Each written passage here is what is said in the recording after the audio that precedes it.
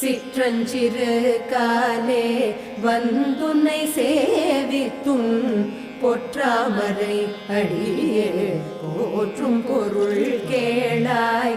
சிற்றஞ்சிறு காலே வந்துன்னை சேவித்தும் பொற்றாமரை அடியே போற்றும் பொருள் கேளாய்.